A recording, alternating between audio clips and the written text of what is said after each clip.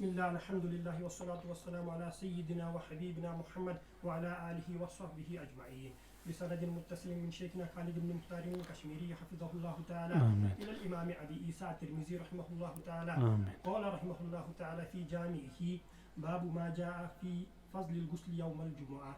حدثنا محمود بن غيلان حدثنا وكيع حدثنا سفيان وأبو جناب يحيى بن أبي حية عن عبد الله بن عيسى عن يحيى بن الحارث عن أبي الأشعث الصنعاني عن أوس بن أوس قال قال رسول الله صلى الله عليه وسلم من اغتسل يوم الجمعة وغسل وبكر وابتكر ودنا واستمع وأنصت كان له بكل خطوة يخطوها أجر سنة صيامها وقيامها. قال محمود قال وكيع اغتسل هو غسل امرأته.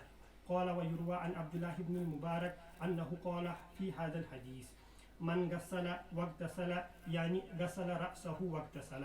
قال وفي الباب عن أبي بكر وإمران بن حسين وسلمان وأبي ذر وأبي سعيد وابن عمر وأبي أيوب. قال أبو عيسى حديث أوس بن أوس حديث حسن. وأبو الأشعث الصنعاني اسمه شراحيل بن عادة وأبو جناب يحيى بن حبيب القصاب الكوفي. بسم اللہ الحمد للہ والصلاة والسلام علی رسول اللہ وعلی آلہ وصحبہ اجمعین. اما بعد، تو ترمذی رحمہ اللہ تعالیٰ نے باب کھینچا باب ما جاء فی فضل الغسل یوم الجمعہ.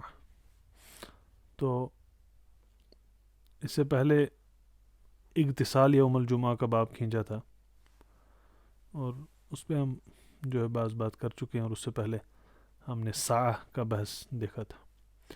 اس کے ساتھ اگر اگلا باب بھی دیکھا جائے، اس میں بابو ما جاء فی الوضوء یوم الجمعہ، تو یہ باب بھی کافی جو ہے اہمیت کا حامل ہے، کیونکہ پہلے غسل کی بات ہوئی اور اس کے بعد اس کے فضل کی بات ہو رہی ہے. اس میں بعض مسائل ہے اور جو ہے اصولی طور بھی چیز کو دیکھا جاتا ہے، اور اس میں بعض جو ہے تعویل یا تفسیر کا اختلاف بھی ہے. اس کے بعد جو ہے غسل والا باب جو ہے مکمل ہوتا ہے اس باب کے بعد. اس کے بعد تبکیر وغیرہ کا باب شروع ہوتا ہے. تو دیکھتے ہیں اس اسناد کو. دیکھیے آپ، محمود بن غیلان رحمہ اللہ تعالیٰ جو ہے، آپ کو تو پتہ ہی ہے، امام ہے اور یہ ثقہ ہے رحمہ اللہ تعالیٰ. اور اس کے بعد حدثنا وکیع بھی امام ہے رحمہ اللہ تعالیٰ. عن سفیان الثوری رحمہ اللہ تعالیٰ، یہ بھی امام ہے. اور اس کے بعد سفیان اور ابی جناب یحییٰ بن ابی حیہ، یہ ایک ساتھ ہے کہ نہیں؟ کہا ہے وہ حدثنا وکیع عن سفیان و ابی جناب، وہی ہے نا؟ یا آپ کے نسخے میں ابو ہے؟ ابو اصل میں تو بات وکیع عن سفیان و ابی جناب، یعنی وکیع سفیان اور یحییٰ بن ابی حیہ سے روایت کرتے ہیں، وہی ہے نا؟ تو دو سے وکیع روایت کر رہے ہیں، وکیع عن سفیان اور یحییٰ بن ابی حیہ.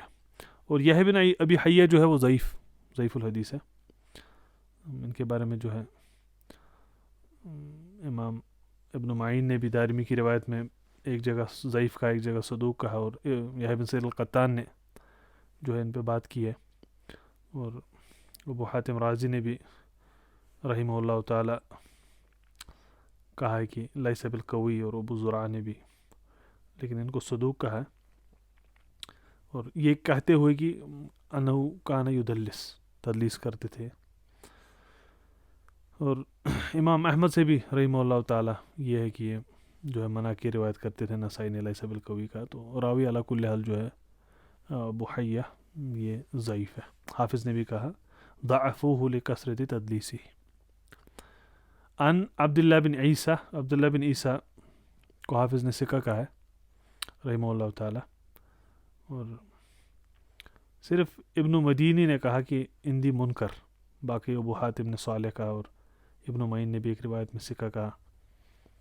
تشیع ان کے اندر تھا، جس طرف اشارہ کیا. امام احمد نے بھی ثقہ کہا، نسائی نے بھی ثقہ کہا. تو عبداللہ بن عیسیٰ یہ ابن ابی لیلہ الانصاری ثقہ ہے. عن یحییٰ بن الحارث بھی ثقہ ہے. ابن معین نے بھی ثقہ کہا ان کو، ابو حاتم نے بھی ثقہ کہا ہے، امام احمد نے لا بأس بھی وغیرہ، تو راوی یہ بھی ثقہ ہے. ان ابی الاشعث الصنعانی رحمہ اللہ تعالی، یہ بھی ثقات میں سے ہے، یہ بھی ثقات میں سے انشاءاللہ، اور یہ جو ہے ذہبی اور حافظ دونوں نے ثقہ کا ہے، تو انشاءاللہ یہ عمومی طور دیکھی روایت پہ بات ہے کہ محمود بن غیلان تو امامیہ، وکیع، سفیان، عبداللہ بن عیسیٰ، یحییٰ بن الحارث، ابی الاشعث الصنعانی، اوس بن اوس جو ہے رضی اللہ عنہ صحابی ہے، اور ابن معین نے کہا اوس بن اوس اور اوس بن ابی اوس ایک ہی ہے، اوس بن اوس اور اوس بن ابی اوس ایک ہی ہے، تو صحابی ہے، صحابی جلیل ہے۔ آپ ایسے دیکھیں تو اسناد پہ تو ظاہر حکم صحت کا ہی لگتا ہے، اسی لیے اس کو بعض نے بعد میں حدیث صحیح کہا ہے، اسناد بہت جید ہے اس کی، اور ترمذی رحمہ اللہ کا حکم کافی قوی ہے، ھذا حدیث حسن۔ اب اس حکم پہ اب جہت الاسناد آپ اگر دیکھو تو آپ کہو گے نہیں حسن صحیح ہونا چاہیے تھا، اور لیکن ویسے عموم میں نووی وغیرہ سے بھی منقول ہے کہ انہوں نے اس کو حسن ہی کہا ہے حدیث کو، اور اس پہ اللہ کل حال بات کرتے ہیں ہم کہ اس کی تحسین کیسے ہوئی ہے اور تصحیح کیوں نہیں کی ہے، یہ ایک موضوع ہے، کیونکہ ترمذی نے فرمایا حدیث اوس بن اوس حدیث حسن، تو یہ دیکھنے کی بات ہے۔ عمومی طور ہم کہیں گے اسناد جید ہے، حسن الترمذی، اور بعض نے اس کو جو ہے صحیح بھی کہا ہے من المتاخرین، تو اسناد کافی قوی ہے اور حدیث مبارک جو ہے حسن ہے۔ تو کہا قال قال رسول اللہ صلی اللہ علیہ وسلم، اسناد پہ عموم بات تو سمجھ آ گئی نا۔ اللہ کے رسول نے فرمایا من اغتسل یوم الجمعہ وغسل وبکر، تو فضل جو ہے نا غسل کا یوم الجمعہ اس کی بات ہو رہی ہے، تو الفاظ سیدھے آگئے من اغتسل یوم الجمعہ، اور اس کے بعد اس میں جو ہے اضافات ہوئے، اغتسل یوم الجمعہ، پھر غسل، بکر وابتکر، دنا واستمع وانصت، یہ ساری چیزیں۔ اب آپ کہیں مثلا ایک بحث تو یہ کر سکتے ہیں کہ صرف غسل کی بات ہے، اگر صرف غسل کیا ہے اس نے جمعہ کے دن، ایک تو یہ بحث ہو گئی، اس کے ساتھ یہ جلدی بھی گیا، نزدیک بھی بیٹھا، اس نے سنا بھی، بات نہیں کی، تو اس کے چلنے کو جو اجر بیان کیا گیا ہے، تو یہ صرف غسل کا تو ہے نہیں، یہ تو شاہد بنے گا۔ مثلا ہم اگر کہیں باب ما جاء فی فضل التبکیر یوم الجمعہ، فضل الاستماع، فضل الانصات، تو حدیث مبارک اشارہ کر رہا ہے کہ یہ ساری اعمال ایک ساتھ ہونی چاہیے، کیونکہ مثلا جب ہم انشاءاللہ ہم دیکھیں گے بھی اس میں آگے، کیونکہ اس کے بعد ترمذی نے رحمہ اللہ تعالی تبکیر کا باب ہی کھینچا ہے، اور اب آپ کے ذہن میں بھی آنا چاہیے، اسی لیے من اغتسل یوم الجمعہ، غسل الجنابہ والی حدیث لائی، ثم راہ والی حدیث لائی، اور اس کے بعد جو ہے غسل کے بعد نکلنے کی بات کی، اور وہاں پہ غسل الجنابہ جو کہ صحیحین کا لفظ ہے، تو ہم کہیں ان چیزوں کا اجتماع جو ہے وہ کامل فضل ایک انسان کو دے دے گا، ہے کہ نہیں؟ کیونکہ تبکیر وغیرہ وہ والے باب تو ہم آگے انشاءاللہ دیکھنے والے ہیں۔ اب اس میں ایک بحث ہے کہ من اغتسل یوم الجمعہ، تو غسل یوم الجمعہ کو جو ہے سیگا استعمال جو ہے وہ اغتسل ہے، تو اب یہاں پہ لازم اور متعدی کی بحث ہوتی ہے اس میں، کہ بعض نے کہا صرف لازم ہے یا لازم ہے، بعض نے کہا نہیں متعدی بھی ہوتا ہے۔ اب وہ اصل میں بحث کیوں ہوتی ہے؟ کیونکہ آگے آیا غسل فعل، اور اس کی تفسیر میں کلام ہے، اسی لیے ترمذی رحمہ اللہ تعالی نے محمود بن غیلان رحمہ اللہ کا جو ہے کلام لایا کہ وکی نے کہا کہ یہ اغتسل ہوا، خود اس نے غسل کیا، وغسل امرأتہ، تو یہاں پہ ایک غسل خود کا ہے اور دوسرا غسل اپنی اہلیہ کو کرانے کا ہے، تو دو غسل ہو گئے۔ اور ابن مبارک نے رحمہ اللہ تعالی ان کی تفسیر جو ہے لائی ترمذی نے رحمہ اللہ کہ انہ قال فی ھذا الحدیث من غسل واغتسل، یعنی غسل راسہ واغتسل، یعنی گویا کہ وہ کہہ رہے تاکیدی بات ہے۔ تو یہاں دو تفاسیر ہوگی، اس کی وجہ سے آپ اوپر والی جو ہے بات پہ بحث دیکھیں گے، تو ہم کہیں گے وکی کی ایک تفسیر ہے اور دوسری ابن مبارک کی تفسیر ہے۔ وکی کے تفسیر کے حساب سے غسل امرأتہ، یعنی یہ غسل جنابہ کرتا ہے، اور اس کی آپ کو دلیل آگے ملتی بھی ہے، اور وہ صحیحین کے اندر بھی ہے، من اغتسل یوم الجمعہ غسل الجنابہ. تو وہ آپ اگر دیکھیں جیسے کہا من اغتسل یوم الجمعہ غسل الجنابہ, تو یہاں پہ غسل الجنابہ واضح آ گیا. اب وہاں پہ غسل الجنابہ کی تفسیر پہ دو باتیں ہوئی. ایک کہا غسل جنابہ جیسا غسل, اس کا مطلب ہے غسل جنابہ جیسا غسل ہے. اور دوسری تفسیر ہے یہ وکی والی رحمہ اللہ تعالی, یعنی آپ مان سکتے ہیں کہ وہ یہ والی تفسیر ابن مبارک کی ہو گئی غسل جمعہ جیسا غسل, اور دوسری تفسیر کس کی, وکی کی رحمہ اللہ تعالی. وہ کیا ہے, وہ یہی تفسیر ہے کہ وہ جو ہے غسل اپنی اہلیہ کو بھی کراتا ہے. کس طرح, جب اس کے ساتھ مجامعت کر کے. اور یہ امام احمد کی تفسیر بھی رحمہ اللہ تعالی, اور انہیں وکی کا قول مقدم مانا ہے. تو حدیث مبارک کی روشنی میں یہ واضح ہے کہ جو خود غسل کرے اور اپنی اہلیہ کے ساتھ جمع کر کے وہ ان کی اہلیہ بھی غسل کرے. اب یہ کیوں کہا, اس کو فقہا نے اس کی تعلیل کہی, کہا کہ اس سے ہوگا کیا کہ یہ اس کی جو ہے خشوع اور خضوع کے لیے بہتر ہے. جب یہ جمعہ کے لیے جائے بغیر لغو جائے گا پھر اس جہت میں, کیونکہ یہ پہلے ہی جو ہے یہ فارغ ہو چکا ہوگا. تو یہ تفسیر امام احمد نے وکی رحمہ اللہ تعالیٰ کی اس کو ترجیح دی. اب اس میں دو چیزیں اور داخل ہوں گی. ایک تو آپ کو کہا من اغتسل یوم الجمعہ وغسل امرأتہ. اب یہاں تو غسل امرأتہ نہیں, یہاں میں تفسیر کی بات کر رہا ہوں, کیونکہ یہاں من اغتسل یوم الجمعہ وغسل. اب یہ کون سا جمعہ کا غسل کر رہا ہے, یہ تو جنابہ کا بھی کر رہا ہے. اب اس میں وہ اصولی اور فقہی بحث آ جاتی ہے کہ جب یہ غسل کر رہا ہے جنابہ کا, تو اس کو نیت کیا کرنی ہے. اگر یہ نیت کر رہا ہے جنابہ کا غسل ہے تو جمعہ کا غسل ہوا کہ نہیں. اگر یہ نیت کر رہا ہے یہ یا تو دو کرے گا. ایک چیز پہلے آپ یاد رکھیں کہ یہ یوم الجمعہ ہے, دن کا غسل ہے. کب تک ہے, جمعہ سے پہلے تک ہے, خلافاً للظاہریہ. ابن حزم نے کیا کہا بعد صلاۃ العصر قبل غروب الشمس بھی اگر کر لے جمعہ کا غسل ہو جائے گا اس کا. لیکن اکثر فقہا اور جمہور کے نزدیک ویسا نہیں ہے. یہ جمعہ کا غسل صلاۃ کی وجہ سے پہلے ہے. اب اس کی تعلیل پھر فقہا نے بیان کی, کیونکہ جو ہے یہ نظافت میں آتا ہے, تنظیف میں آتا ہے, اور اس پہ کافی تاکید جمعہ کے دن ہوتی ہے. تو وہ تو تعلیل مانتے نہیں, نے کہہ دیا کہ آپ شام کو بس مغرب سے پہلے 10 منٹ بھی غسل کر لو, آپ کا جمعہ کا ہو گیا. یہ بات ہے قول, اس پہ جماہیر الفقہا نے رد کیا ہے.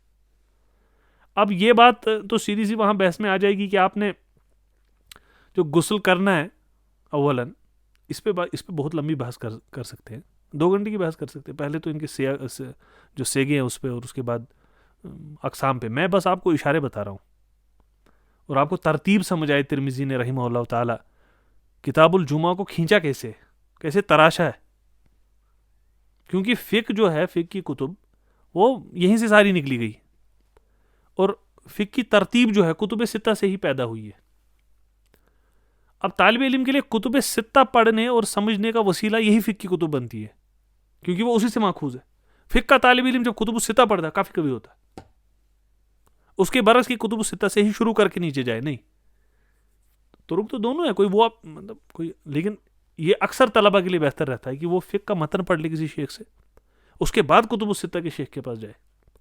اب کیونکہ اس کے ذہن کے اندر تصور المسائل واضح ہیں, اب استنباط من الادلہ اس کے لیے آسان ہے. لیکن الٹا ہو جاتا ہے وہ پہلے سے ہی, ہے کہ نہیں, وہاں سے دلیل اس کو پھر استنباط کے طرق بھی نہیں پتہ ہوتے, اور پھر فساد پیدا ہو جاتا ہے. کیونکہ جو شریعت مبارکہ ہے اور مطہرہ ہے ہماری, اس کی جو تفسیر ہے وہ ہو چکی ہے, اس کی مزید تفسیر نہیں ہو سکتی. ہاں آپ اس کی تفسیر سمجھ سکتے ہیں, آپ ترجیحات سمجھ سکتے ہیں, آپ نئی کوئی تفسیر پیدا نہیں کر سکتے. جتنے اقاویل ہے اس کے باہر آپ قول نہیں کہہ سکتے, شاذ و مردود مانا جائے گا. اور اہل بدعہ جو قدیم تھے, جہاں سے بدعہ شروع ہوئی, ان کا مسئلہ ہی تھا. ان کا مسئلہ کیا تھا, وہ سلف کے مخالف قرآن کی تفسیر کرتے, سنہ کی تفسیر کرتے تھے. اور چاہے وہ فقہی مسائل میں بھی چلی جاتی, وضو کے مسائل میں آپ رافضہ وغیرہ سے دیکھیے خلاف کتنا ہے. وہ تو یہ نہیں کہہ رہے نا قرآن میں لفظ نہیں ہے, وہ کہہ رہے لفظ ہے, اس کا معنی یہ ہے. ہم کہہ رہے عند اہل السنت والجماعہ اس کا معنی یہ نہیں ہے. تو اب یہاں دو بحث ہے. ایک تو اب یہ کون سا غسل کرے. دیکھیے ایک بات پہلے یاد رکھے, اگر اس نے دونوں کی نیت کی, عند الاکثر دونوں کی نیت کر رہا ہے, غسل جنابہ کی اور غسل جمعہ والے کی, اس کا دونوں کا ہوگا. اور فقہا لکھتے بغیر خلاف نعلم, یہ بغیر خلاف ہو جاتا ہے. بعض شافعیہ نے اور بعض ظاہریہ نے کہا دونوں نہیں ہوں گے, لیکن یہ قول باطل ہے, کیونکہ اصل میں اجتماع دو چیزوں کا ہو رہا ہے. آپ مانے دو عبادتوں کا اجتماع ہو رہا ہے ایک ہی میں. واضح؟ اس کو اصولی طور دیکھ سکتے ہیں آپ، پہلے بس ذہن میں رکھیں. بعض شافعی نے کہا کوئی نہیں ہوگا کیونکہ، اور غالباً امام احمد سے یعنی امام مالک سے بھی رحمہ اللہ تعالیٰ قول نقل کیا گیا امام احمد کو، اور امام احمد نے اس کا انکار کیا، کہا نہیں ایسا نہیں ہے. اب اگر دونوں کی نیت کی جائے، دونوں کی نیت کی تو دونوں ہو جائیں گے. واضح؟ عند اصحاب احمد اور عند جماہیر العلماء. واضح؟ اب لیکن خلاف ہے کہ اگر اس نے ایک کی نیت کی دوسرا ہوا کہ نہیں، اور اس میں مشہور اور اشہر یہ ہے کہ انما الاعمال بالنیات کی وجہ سے ایک ہی ہوگا، اور وہ تو اولا ہے کہ جناب ہی ہو، ہے کہ نہیں. اور وہاں پہ اصل میں وہ مسئلہ بھی آپ دیکھ لیں، وہ ارتفاع حدث والا مسئلہ. اگر اس کو حدث اکبر اور اصغر دونوں ہے، مثلا ایک مرا ہے اس کو غسل جنابہ بھی ہے اور حیض کا غسل بھی کرنا ہے، یہ اجتماع ہوا ہے، تو اس میں کیا کرے گی؟ یہ دیکھ لے مسئلہ. یہ تو ویسا ہی مسئلہ ہے، آسان مسئلہ ہے. تو یہاں پہ من اغتسل یوم الجمعہ وہ غسل، اور اس کی یہ جو ہے تفسیر کافی قوی ہے کہ غسل امراتہ ہو، کیونکہ غسل جنابہ کے لفظ آگے حدیث مبارک میں موجود بھی ہے، صحیحین کے اندر ہے. واضح؟ پہلا مسئلہ تو واضح ہو گیا، نہیں ہوا. لازم متعدی کا مسئلہ واضح ہو گیا نا اس میں، اور اس میں وکی رحمہ اللہ تعالیٰ کی تفسیر واضح ہو گئی. دونوں غسل کا ایک ساتھ نیت کرنا اور اس کا ہو جانا واضح ہو گیا. باقی خلاف مسائل ہے، اگر آپ کو لگے پھر اگلے درس میں اس پہ بات بھی کر سکتے ہیں، کوئی مسئلہ نہیں. پہلے آپ پورا جو اصل میں باب کی مراد دیکھیں. پھر کیا کہا؟ بکرا وابتکر. اور آپ دیکھیں کہ شارح نے بھی رحمہ اللہ تعالی بکرا وابتکر، بکرا اس کو کہا راہ فی اول الوقت، جو جلدی نکل جائے. ایک تو وقت وجوب اور وقت فضیلہ ہے، یہ وقت فضیلہ کی بات ہے. صح؟ تبکیر پہ الگ باب آئے گا نا، وہاں اس پہ بات کریں گے ہم. تو وہی کہا وابتکر، بکرا راہ فی اول الوقت یعنی وقت فضیلہ ہے. وابتکر ای ادرک اول الخطبہ، یہاں تو کہا ہے تاکید کے لیے، بکرا وابتکر ایک ہی بات ہے. واضح؟ کررہ للتاکید، اور قاضی ابو بکر نے اسی کو ترجیح دی. اللہ کو لحاظ پھر نہایا کا قول بہت نفیس ہے ابن اسیر کا رحمہ اللہ تعالی، کہ بکرا یعنی ات الصلاۃ فی اول وقتہا، پہلے آ گیا. اب کوئی بھی شخص اگر کسی چیز کی طرف جلدی کرے تو وہ شخص مانا جائے گا کہ اس نے تبکیر کی، بکرا. اور وہی کہا اول ہر کسی چیز کا اگر آپ کہیں، آپ کہیں گے باکورتو، وابتکر رجل اذا اکل باکورت الفواکہ. وہی ہے جلدی کرنا، اور اس کے معنی میں یہاں تو للتاکید ہے، یہاں تو انصات خطبہ یعنی استماع خطبہ ہے. یہ بھی واضح ہے، تبکیر واضح. ودنا، ابو داؤد رحمہ اللہ تعالیٰ کی روایت میں امام کے نزدیک چلا گیا. واستمع، اور اس نے کیا سنا؟ خطبہ سنا. وانصت، یہ بھی تاکید ہے، سن رہا ہے تو باتیں نہیں کر رہا.